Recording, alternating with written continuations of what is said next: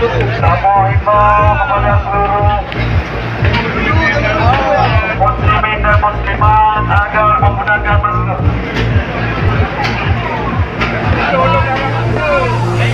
Agar menggunakan masker.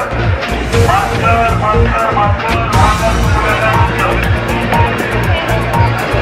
Kami juga kepada semua pembeli dan penjual agar menggunakan masker. Tolong Bapak masker. Maskernya Bapak.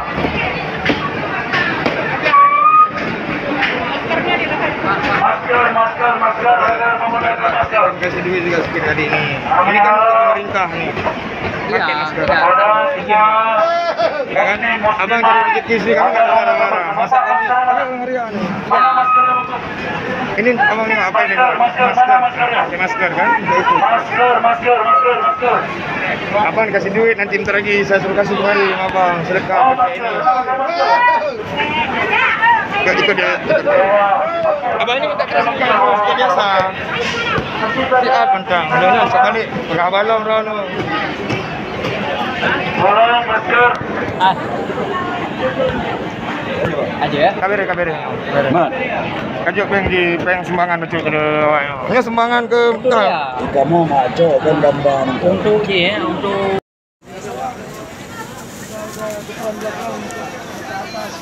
tolong angkat terbang dulu bang. Aduh, nengok ini muka-muka ini. Siapa yang tanggung muka-muka? Siapa tanggung muka-muka nengok? Saya mau tanggung. Ini kita tunggu Amri. Ya. Tolong diliput bang. Udah nih, udah. Kita ambil gambar, kita kirim ke Ya ini dia pemiliknya. ke Den Haag Belanda. Ya ini kita bisa melihat ini terjadi kemacetan di sini nih akibat ini nih. Ya. Tolong bang, diangkat dulu bang, taruh dulu bang. Sempit kali orang sini sayang nih, orang lewat-lewat nih.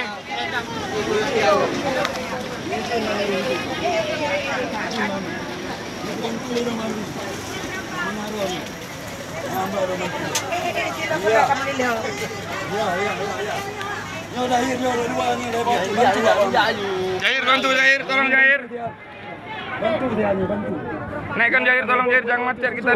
Tanya Mbak Amri pada tusunnya. Nyo, tanya nyo. Oh nya tusun ke dia. Betul. Ini. Oh, tadi. Dekat tempat. Mbak Amri jauh tempat Mbak Amri.